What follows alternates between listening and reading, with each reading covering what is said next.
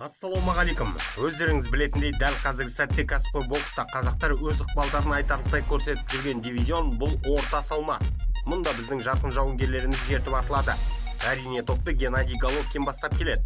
Ары қарай Қанат Ислам мен Жәнібек Әлімханұлы бар. Одан қалды Мейірім Нұрсұлтанов та осы дивизионда топтар қатарына келіп қосылуға дайын. Болашақта орта салмаққа өту Садриддин Ахмедовтың да жоспарында бар. Бір сөзбен Генаның салып кеткен сара жолы қазір қазақ профилеріне қол болып тұр. Мұншама боксшылар саны басқа бірде-бір салмақта жоқ. Ал мұнда қазақтарға кедергі көрсете алатындар кімдер? Әрине мексикалықтар. Нақтырақ айтсақ, бір мексикалық. Ескерте кетейін, мен алдағы бірнеше жылға айтып отырмын. Қазіргі американдық чемпиондар Деметриус Андраде мен Жерман Чарло мұнда көп тұрақтап қалмайтын секілді. Олар супер орта салмақты көксіп жүргендеріне бір шама уақыт болды. Ал сонда қалатыны Хайме Мунгуя. Міне осы жігіт қазір орта салмақтағы номері бірінші проспект болып табылады. 21 жасындағы әлем чемпионы атанып үлгерген тихуаналық шебердің жасы қазір 25-те. Ал еншісінде 37 кездесу бар. Бірде-бір жеңіліп көрмеген. Ол Оскар де ла Хойяның коммерциялық жобасы.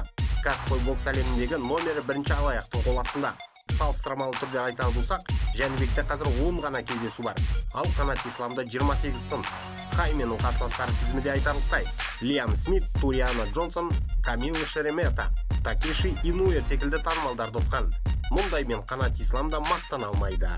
Бірінші орта салмақта WBO бойынша чемпион атанып үлгерген мексикалық 13 қараша күні Габриэль Росадамен кездесу өтетін болады. Оны сенімді тұтатынын қазірдің өзінде біз білеміз. Ал ары қарай Хайме, Сергей Деревянченко, Даниэль Джейкобс және Геннадий Головкиндерді нысанасында ұстауда. Қанат Жәнібек деген өзінен төмен тұрғандарға мойында бұрғысы келмейді. Сондай-ақ байқасаңыздар, Мунгуя, Чарло мен Андрадені темесе тұтпауда. Дегенмен бұл оның ойы ғана. Шындап келгенде Хайме мен Жәнібек алдағы 2 жыл көлемінде жолығып қалулары әбден мүмкін. Мұндай кездесу туралы алғаш рет топтың басшысы Боб Арум айтқан еді. Ақсақал бекерге айтпайды. Түбінде бұл сынның болары анық. Жігіттер WBO чемпиондық белбеуін сарапқа салулары ғажап емес. Сондай-ақ Қанат Ислам мен Мунгуя кездесу туралы да біраз уақыт бұрын тақырып көтерілгенді. Ол кезде мексикалықтың командасы жеңілмеген қазақстандықты қарсыластарының бір ретінде қарастырған болатын. Бұл тақырыпқа да олар қайта оралулары ғажап емес. Біз Жәнібек Қанат деп көп айтамыз, бірақ мен Мейірімді ешқандай жағдайда ұмытпақ емеспін. Нұрсұлтанов Жәнібектен ешқандай жағдайда кем түспейді. Мүмкін кейбір аспектілерде озықта тұрған шығар.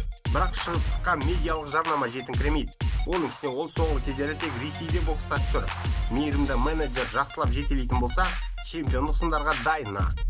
Жақын уақытта Гена бокспен қоштасады. Міне осы кезде Жәнібек пен Мейірім алдыңғы қатарда болады. Болашақ осы жігіттерде. Мунгуяны сан соқтырар қарсыластар болса, олар осылар. Демек орта салмақта Қазақстан Мексика текітіресі жалғаса беретін болады. Егер әрине Хайме ағасы Сауль сияқты дивизионнан дивизионға ауысып қашып жүрмесе. Мұнда допингте кедергі болып, әділ бәсекелестік қалыптаспауы мүмкін. Өйткені де ла Хойя мен допинг қазір қатар ұғым. Не десек те Мунгуя әлемдік кәсіпқой бокста қазір ең жарқын проспекті болып қала береді. Бұл жігіттің феноменін мен де мойындаймын. Бесіктен бел шықпай-ақ кәсіпқойды кәсіп етіп таңдаған бұл жігіт үлкен чемпион болуға дайын әрі лайықты. Бірақ осы жолдауған қазақ жігіттері үлкен кедергі болса екен деген тәтті сезімде жоқ емес. Осымен тамам. Алла сізге береке берсін. Аман болайық. Бейне материал ұнады, онда лайк басыңыз, пікір қалдырыңыз, бұл біз үшін маңызды. Арнаға жазылып қоңыраушаны басып қойсаңыздар, соңғы жаңалықтарды бірден біліп отырасыздар. Уақыт тауып тамашалағандарыңыз үшін рахмет. Қазақ батырларының жеңіс жорықтары молынан болсын.